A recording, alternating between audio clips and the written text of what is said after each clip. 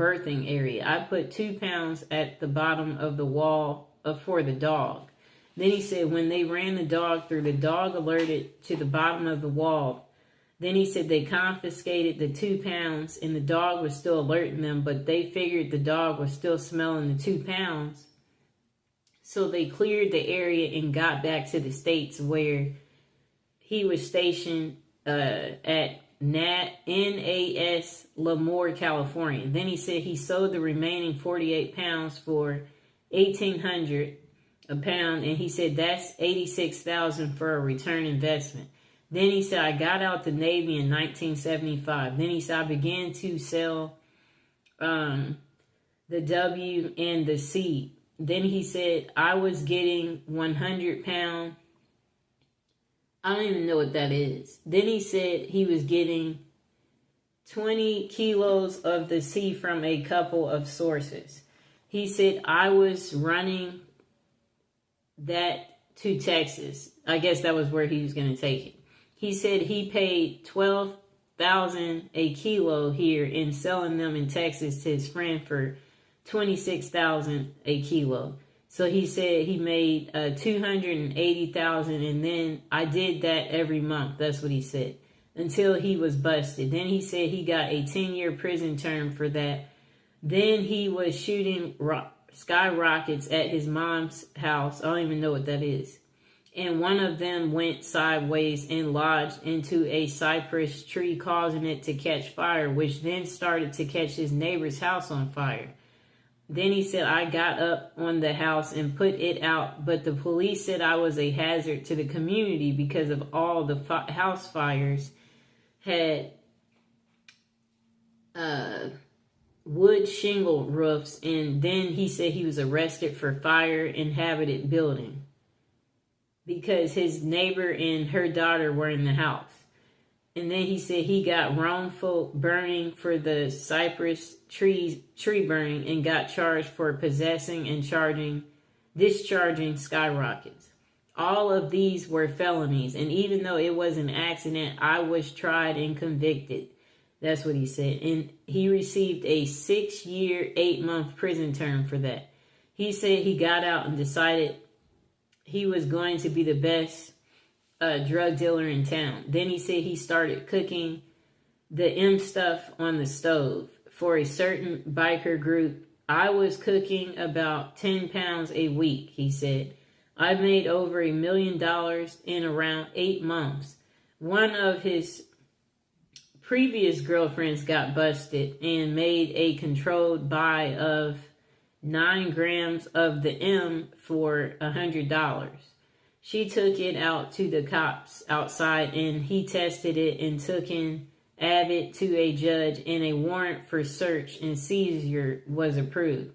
They raided his house and caught him with 11 pounds of the M and 9 pounds of the W, 3/4 of an ounce of the C and 10 grams of the H, about 1,000 narcotics in pills. It's too much stuff he has on here. So then he said they got $300,000 in cash from his safe when they caught him. And last but not least, he had 3 firearms. Then he said he got a 10-year prison term for that. After he got out and was on parole, he got caught with 3... I don't even know what that is, but he was caught again with the M and got 2 years for that. Then he said he got out and gave his, some officers, okay, so they tested him for the H and yeah, he was guilty. Then he said she came back with the police and raided his apartment, so he got in trouble. They found more of the stuff in his girlfriend's room or something. And they wanted to give him life in prison for that. His brother and his mother talked to the district attorney, and he wound up getting a 10-year term for that tiny piece of H stuff they found. He said he studied law in prison and got an associate's degree for paralegal. He was working in a law firm office, and some super weird bad stuff happened, which caused his fiance to commit suicide. He began using more and more of the H stuff as a result, and then he said he blew through his bank account and was broke. He said he got fired from the law firm for making too many mistakes on legal briefs. And then he said to get money for his addiction, he began to rob banks and rob a bunch of them. Then he said he got busted for the bank robberies. They wanted to give him a 46 years to life at first. Sounds like he keeps going to prison his entire life. That's the kind of life he was living. The attorneys where he was working took the case free of charge. It took 3 years in the county jail to get the sentence down to 15 years. Then he said he got out of prison and enrolled in a substance abuse program, got off drugs, and now he's a 67-year-old man on SSI and disabled. And then he said he's free and sober and happy. It took 33 years of actual prison time to figure out that drugs suck. I wish I had learned sooner. It is what it is. I'm writing an autobiography of my life. I've named it Diary of a Dope Fiend. He said he's almost finished. There's so much more than what he's typed here, and everyone says it's going to be so great. So maybe I can be an author of some books. Only time will tell. Well, I'm glad he got himself together. But who knows? Maybe he will be going back because of how many times he went. So the next person said, how can Android users make extra income, blah, blah, blah. Okay, so that's a different article. Oh, okay, no. Here it is. This person said they ended up there because allegedly they had CUT somebody 43 times. It was the very first felony charge, and it was aggravated assault with a deadly weapon intent to hurt them. It was trying to give they were trying to give her life for her first felony for the first time, really being in serious trouble. After sitting almost 2 years, her lawyer got her out. They were able to establish that she had PTSD due to getting she was in some type of domestic situation for 10 years of her life from her ex-husband.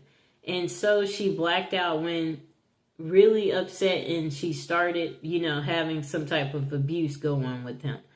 All she remembers of him is him punching her in the nose and remembering. Okay. So, yeah, okay. I'm skimming through this. So she says then she was only 30-something years old, and she said, can you imagine, it's been her life has been in prison, and you're only 30-something. That's a long time to be in prison. Now I'm a good girl. I don't mess with the, whatever that is. Okay, so that's how she got there. Next person. Some of these people, they don't sound too smart, to be honest. They said they've been to prison twice, both times over drugs. They said their first real stint started when they were only 23, and it was pretty scary. This was in a Texas state prison, and about as awful as it sounds. Gangs ran the place, and violence was just a fact of everyday life. While I was lucky enough to never get severely permanently injured, they said they got plenty of scars. Worst two are a 5.5 scar, one on their stomach from, a shank in prison, and then a noticeably bulge in their collarbone where it healed crookedly after being broke by a huge dude who wanted to get friendly, which I wasn't down with. Besides the human dangers, the prison itself was hazardous. Some areas were infested with rats, and they had roaches. This was their big risk everywhere. Then they said, I guess they're trying to say it would get hot in the cells. 115 was like the temperature at their prison. Then he said guys occasionally died in when they were, I guess, put in the hole. I guess he's saying.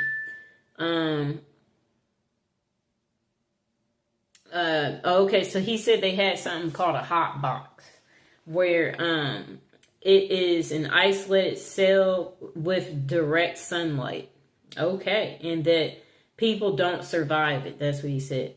Then he said one winter they had an outbreak that was terrifying. Half of the guards were so scared they wouldn't come into the block at all. Then he said a buddy of his in segregation said they went days without food during it. He said he never had any symptoms but would show positive for skin prick, TB test. I think that's tuberculosis test ever since, which was caused issues in his own right. He doesn't write very clearly. No wonder he ended up in prison. Then he said the second time was in a federal prison up in Kentucky. It wasn't fun by any means, but was significantly safer. He said guards in the federal system are better paid and as a result much more professional and less corrupt. There were still some bad ones, but they were the exception rather than the rule. So his first prison seemed to be in Texas, where it was super hot. Then he said, you also had access to drug counseling and a GED program if you didn't graduate high school. He spelled GED wrong. They were underfunded, but I'd say there was much more focus on rehabilitation rather than just warehousing people. Then he said, don't get me wrong, there were still some gangs and violence. People who claim federal prison is like summer camp are mostly lying. The true club feds went away in the 80s. And then he said, this wasn't a fun place to be, but it also wasn't nearly as awful as his time in Texas. Okay. The next person. Let's see. Okay, so this person said what they did was violate every trust ever given. This person said they stole everything. Let me see. And drove drunk. That's what they said. So that's a DUI. They said they got busted with drugs. They said they had stolen cars. They were carrying weapons and just basically being a menace to society and a disgrace to their family in every way imaginable. They said they didn't care about anything, anyone, any law, or even getting caught. They said they didn't care about jail or prison. They said, I wanted what I wanted when I wanted it. And they said the consequences was loss of trust, freedom, and pain. They said they did this for years, but the point is he wants to make was that whatever he's saying there, he was trying to, this doesn't make any sense.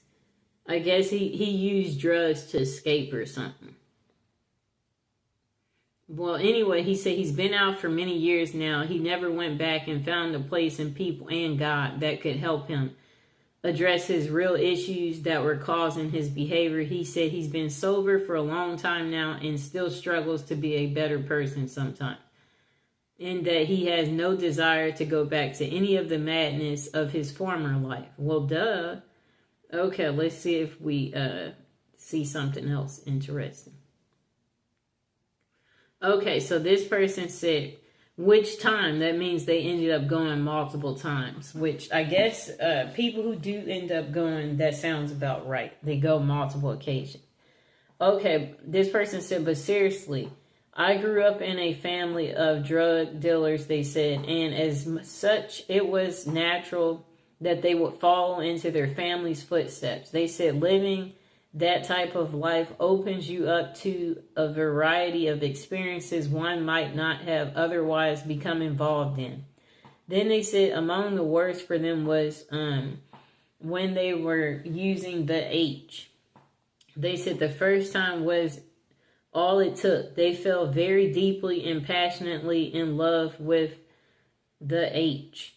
And then they says money was no problem. His buddy and him spent about $1,000 a day on something that's a C and a W. After doing this every single day for 8 months, he was like, yes, $250,000 was spent very easily, and that's on the low end, I guess, for whatever drug he's doing. He said up until the morning he woke up and had no drugs. He said he had not experienced what will inevitably happen, the withdrawals he's talking about. He said he thought he was going to die. He said it's funny, right when this happened, his connection was, I don't know what he's saying. So I guess he said he had no money, which means no drugs. I guess no money meant that he was forced to stop. Then he said he became a person who forged checks where he made $400,000, and then he said later he was arrested by the FBI and sent to jail. He said, as anyone knows that has been involved in the U.S. criminal justice system, once you have entered, there is no exit. That old revolving door just keeps opening for you, and it seems you can't never get out. Wow, that sounds very sad. He has some people agreeing with him. Okay, so the next person said they went to prison for 29 years for murder. They said of a 22-year-old that was abusing their sibling, their brother. And then they said they was in several different prisons, and the experience in each was different. They said the first one they was at Missouri State Penitentiary. It was the worst. They said at that place there's stabbings every day. You always had to be aware of everything because things would happen in a second. So then he said he had to resign himself. So he was okay, he was not mentally doing well. So, but after 5 years, he got transferred. He didn't think he was going to survive at that prison. There was still violence, but not nearly as much. And he said the prison was cleaner and had AC. He found a perk. That's funny. Looks like that's interesting. Let me see. These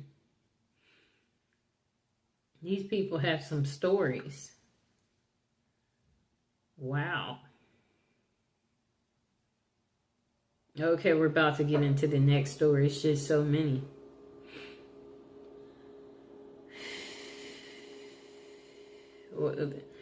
I scrolled down too low. Okay, but it looks like I found some new ones. Okay. What were you in prison for? Okay. This person said they were 9 years old and they took a front end loader because they was tired of walking. They said it was parked outside a shop and was a loader for a logging company. The trooper released him to his uncle. You know what's going to happen now? He got a whooping from his parents or something. Then he said 10 years old that he had taken a motorcycle and went to juvie. He said he did 3 days and walked out still a bad person, he said. He said, I went into foster care where he skipped from home to group homes for 2 years and went home to his mother at the age of 12. He said he had told his case manager, I'll keep running. 12 years old, and he said he broke into a class where he had taken food and got a probation officer.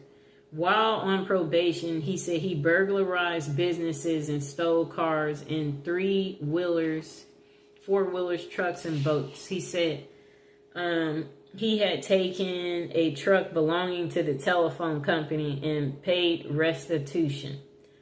Then he said he burglarized a home and had taken their food, money, guns, and anything he thought he needed. It's too many on here. Okay. Okay, I'm just... so he said he burglarized 2 businesses too and got caught with 2 loaded firearms, and he was sentenced to 2 years but not to exceed his 19th birthday. He said he was 17 years old and still had 14 months until his 19th birthday. 18 years old, using a soda can. He used that to hurt himself. Okay. So then he was in the hospital. Jesus Christ. Okay, his story, it's just too much to it. I don't think I can continue to read this, because it's just nothing but showing how psychotic the person is. Okay, on to the next story. Why can't these people have simple stories? This person said they're writing this anonymously and they are sure you'll understand. They said they went to prison for ignorance. They said they had operated a computer repair business. One of the computers they were working on had child stuff on it, bad stuff. Then they said they never viewed the stuff. They said they never knew it was there, and they still don't know if it was or was not. Then they said his wife's ex-husband was a massive collector of that bad stuff. And it had been a really dirty divorce. They said their house had been burglarized or something.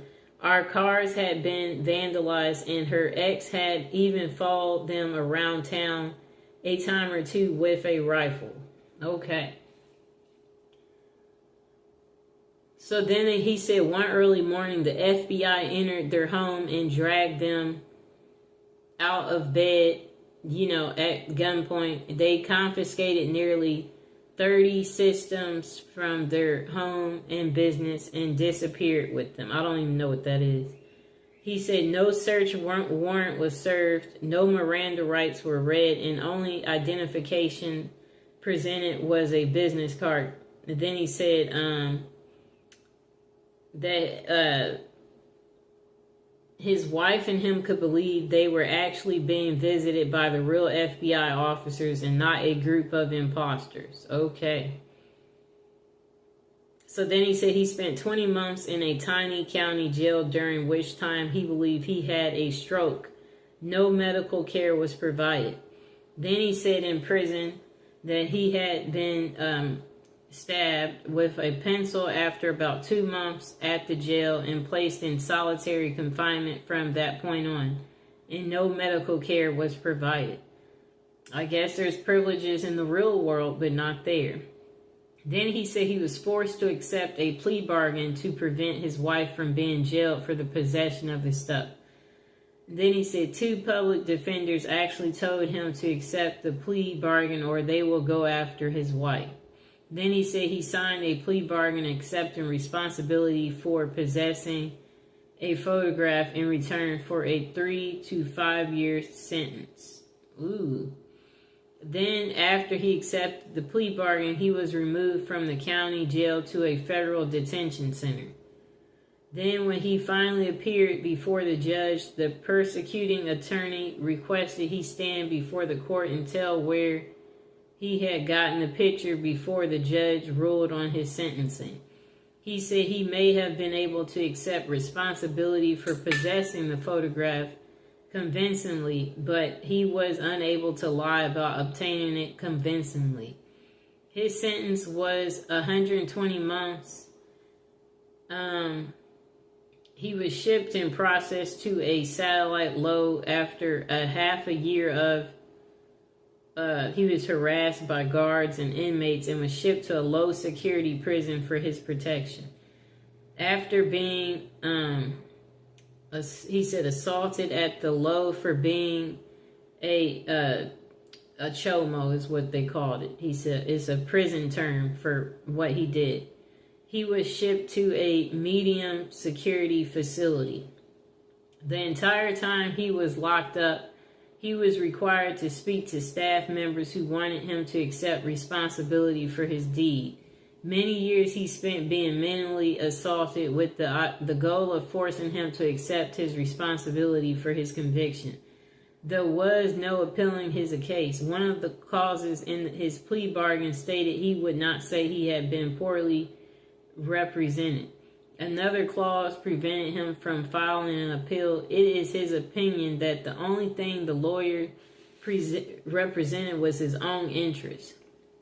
Now, as a free person, he said he's required to go through group therapy weekly with the intent on getting him to accept responsibility for his crime, even though he has passed 3 separate polygraph examinations to prove his innocence. You may ask, is there justice in America? He can only speak to what he's experienced. Perhaps if he had been guilty, this could be considered justice, perhaps. Okay, what a sad story. He said he dealt with the shame of his conviction by believing he was convicted for being ignorant of how the justice system works, ignorant about how public defenders work, ignorant of too many things that directly affected him. He said he's been shunned by his parents, siblings, and niece and nephews, stepchildren, and grandchildren, and his in-laws, and every friend but one. He said he lost his baby sister to cancer and his grandparents to old age. He said his wife, bless her, is here by his side for the remaining by her husband's side. She is shunned too. And then he said, he has a lawyer willing to take his case to the Supreme Court, and she has won a few cases similar to this. Whether he wins or loses, he said he prays every day for simple acceptance from his fellow man/woman. But he said even if he had been guilty, he has paid his dues. Yet due to the nature of his accusation, he still gets treated like dirt. He said, I don't say this with any agenda except to perhaps educate people to a simple fact. Whether or not a person was actually guilty of a crime, after that person has paid their penalty, no one has the right to continue to judge them. No one except the higher power. Again, thanks for the upvotes. They help. Then he said it is now 5 years after his release, and not much has changed for the better. He said, I guess he's fatigued over this. He said his mind goes on strike and leaves him in a daze. He said, let me see. His life was destroyed by our legal system. And then he said, update, 6 years after his release. I keep praying it'll get better. 7 years after his release. He said, I have some of the answers and see I need to clarify a few things.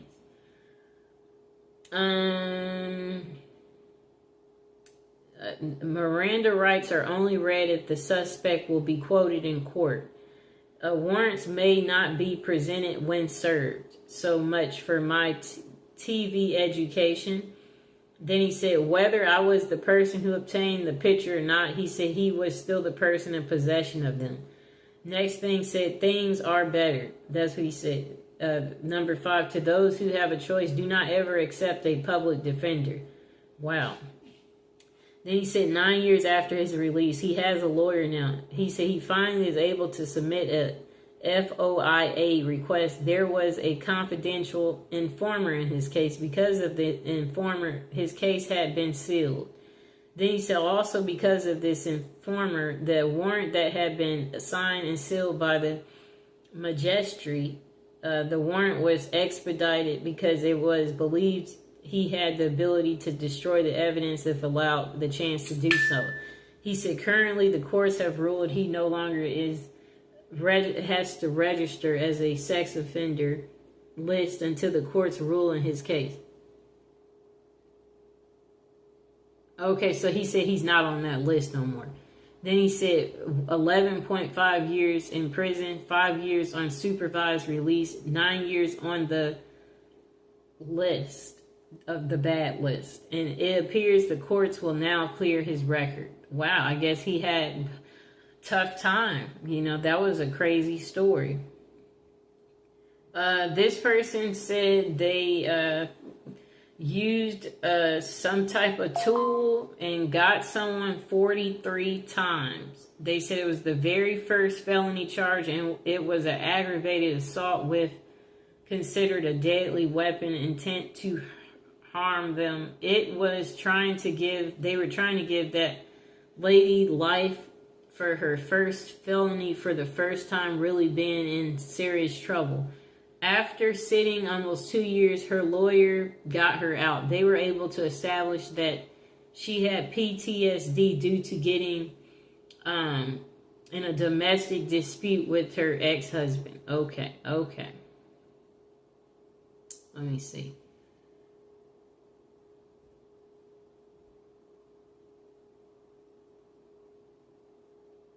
Okay, we're just skimming through this because we're getting close to the end. You're not going to believe this, but this person said, but they did all the time for 20 years for delivery of a lousy $10 bag of the H. They said they were sentenced as a career offender in the federal system. You can easily verify everything I'm about to tell you by looking at the federal sentencing guidelines. And then he said, anybody who has been convicted of 2 prior felony drug convictions or 2 prior felony violent convictions or 1 of each as a career offender. Okay. So this person said, okay, yeah, okay. So that's that part. I mean, that story, we'll check it out. But I don't understand what that part is, so maybe we should skip it. Okay. Okay, so another crazy story between a husband and wife. If a man said he got sentenced to 7 years and 9 months for hurting his new wife with a tool. It all happened so fast. Didn't help. He said he was on drugs. Did 5 to 9. I don't know what that means. Got, I guess, 5 to 9 years or something. Got a bit over 3 months left on parole, and then his sentencing is finally over. He said that's the worst thing he's ever did, but best thing to ever happen to him. Being away from society taught him so much about himself and what's important to him in life. Also was finally being able to kick the gear to the curb. He said it was a bit embarrassing. He just wants to put it out there that what he did was wrong. No justification behind the actions. And he's like, violence is not the answer. There's always another way. He's not ashamed of the man he is today, but he does live with regrets and took... he's saying to not take people's life, and still he's paying for this, to this day, for the stuff that he's did. He said karma is, a thing, and he's just like, take care of people. His writing's not very clear. Okay. This person said they were in prison for adultery, and they was in the Marine Corps station in Hawaii and was 19 years old at the time. They said they met a lady a little older than themselves, and early on they did not know that she was married, but after they did find out, it did not matter to him. He said he was in love. Her husband was in the Air Force, station TDY, and he ended up getting the lady pregnant. Her husband ended up catching us, and he said he got into a physical fight and won, but he was locked up and persecuted for what the military called adultery. But the official charge was having a relationship with a married woman, not his wife, and ended up doing almost 3 years in federal prison. Believe it or not, most states have a law against adultery but never prosecute anyone for it. Interesting. The husband wanted to take their children away from her and was offered a deal that if he were to testify that she was a negligent mother, that he would not get any time. And he said he loved the woman and could not do that. In 1962, it was hard to take children away from their natural mom. She did testify against him and instantly forgave her, as she had 2 other children to think of and she was pregnant as well. After she delivered the baby, his mother ended up adopting him. And his parents raised him to adulthood. His name is Tony. Then he said he never saw her ever again, but did end up in touch with her and stayed in touch until her death a few years ago. He said he still loves her. Aww. Okay, so the next story. This person said, as a senior prank, their high school had a tradition of stealing the statue from in front of the local Big Bob's Boys restaurant and putting it in their school. In his senior year, they guessed the manager at the restaurant had gotten tired of it, so he had that statue chained down to its pedestal with a heavy, dusty chain. Looks like a long story. And why can't he just get to the point?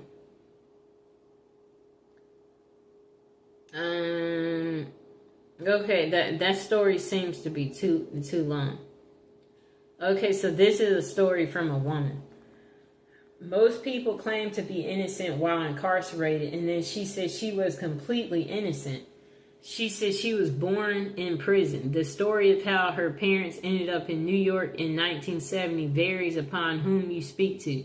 Some family members claim that her father was a member of the Weatherman Underground and that he made bad stuff to sell to the Black Panther Party. Others claim their incarceration was due to a fight they had with a landlord in Northern California. Others just claim ignorance. Okay, her story seems too long.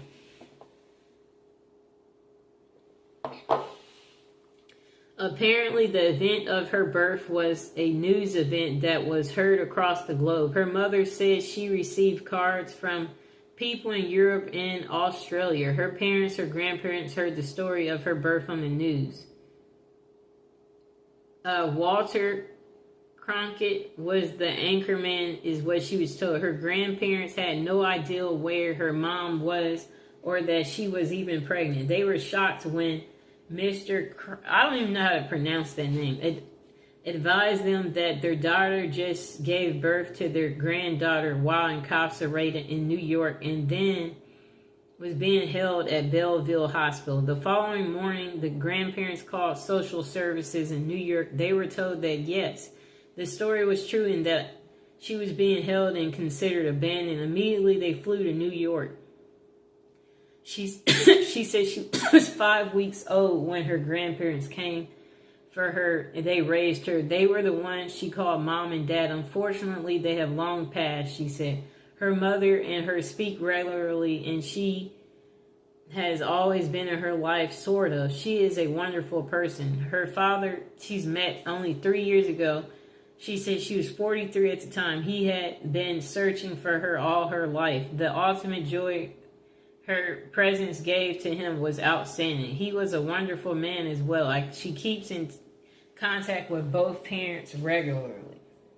You may be curious as to how she feels about her early prison sentence. She said I was innocent. I don't recall. I didn't do it. I'm not sorry. I have turned out just fine besides of it being kind of a cool story. Sounds like she's speaking for her mother. Okay.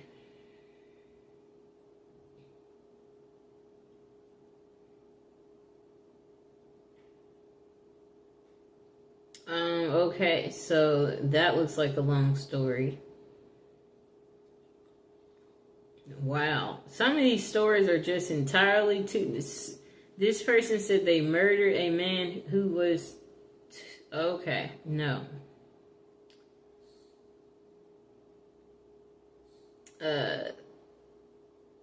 Yeah, some of these stories, they're just too long.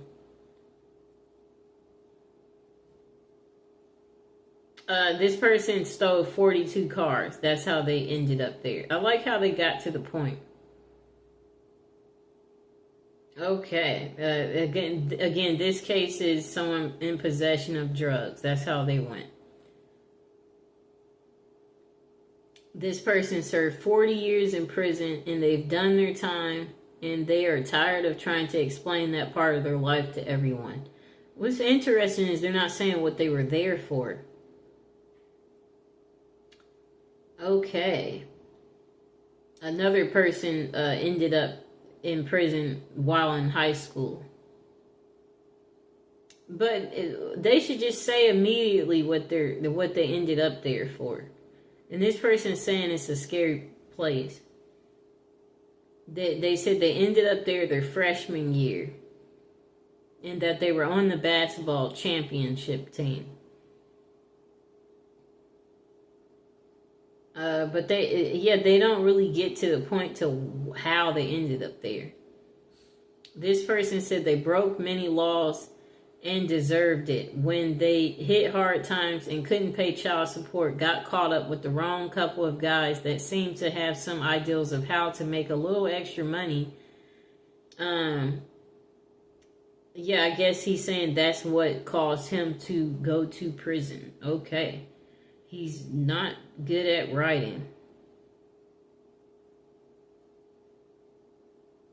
Okay, someone said something for abuse of pain pills. It's how they're writing this that's not making it so great. Okay. This person said they were arrested and convicted of felony and a misdemeanor offense in the state of Pennsylvania and 2 felony counts against the U.S. Yeah, but they're not really saying much more. So he said his actual crimes were robbery and assault of people who had drugs and theft of money and property from regular civilians. And the crimes were against average people. Something he said he'll always regret. And he will carry the guilt with him for the rest of his life. Well, duh. He said he was addicted to breaking the law. Okay.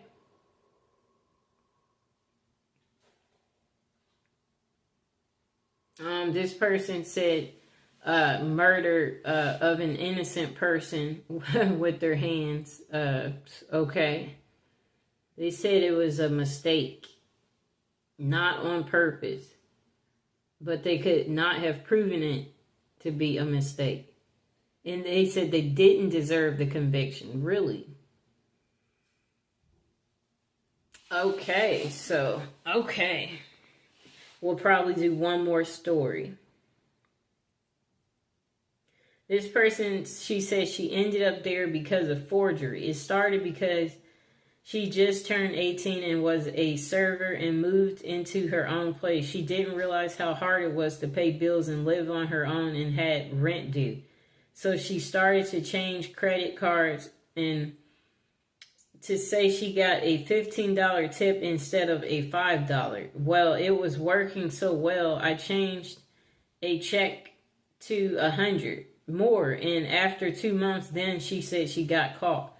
Then while she was waiting to be sentenced for that crime, she got married in Kansas to someone she hardly knew and they wrote checks from his closed out and cashed them on his savings account. All this simple mistake, or what she thought, got her a total of 7 felonies, 8 misdemeanors, and 4 years and 8 months in prison. She says she's been out for 15 years with never going back and no new charges. That's the one thing she learned. Okay. This person said,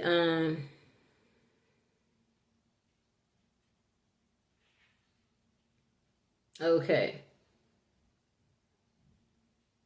I'm trying to see what she did because she's not getting to the point.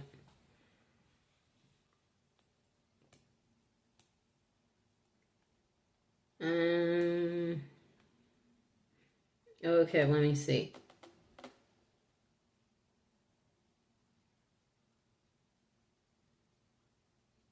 This person said they went because they weren't fast enough to dodge the cops. They were trying to break into a liquor store and then more cops arrived. Good story. Okay, so let's see if we can do one last story and then call it a day.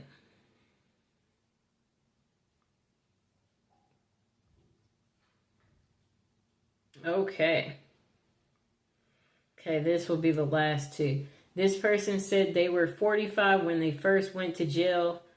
There were more than a few reasons. Having all-night party at their house was one of them. Police informant neighbors didn't help. Having girls argue out front of your house in the morning didn't help. It was mostly because they were a drug dealer. Having so many people coming in, going, also they were charged earlier for trying to disqualify other stuff. I don't even know what that means. The police had a warrant for their arrest and caught him with drugs. He said he was caught on a Sunday, went to court next day, no bail, straight to jail. Okay.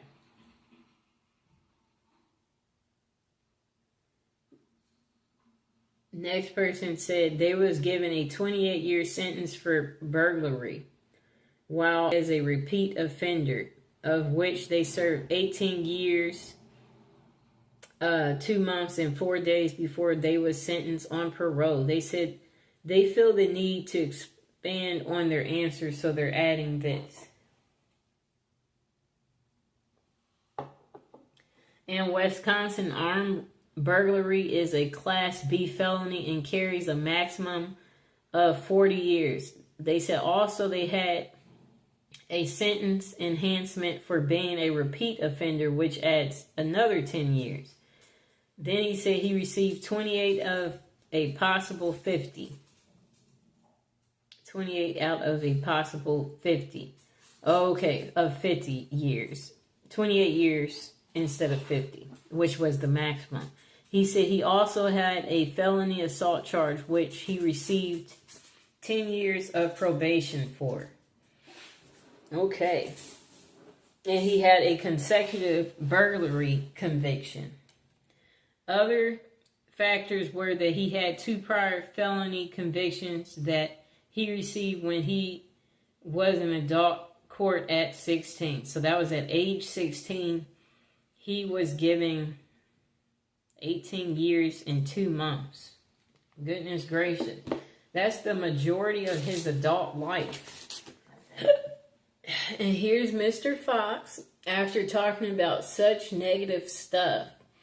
We hope that you seeing Mr. Fox makes it all better, because if you guys enjoyed the video, please like the video, please subscribe to the video, and please share it.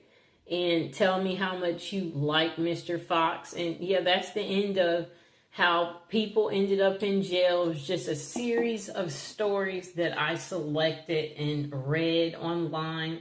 Quite entertaining, but very disturbing. But I still hope you guys enjoyed it.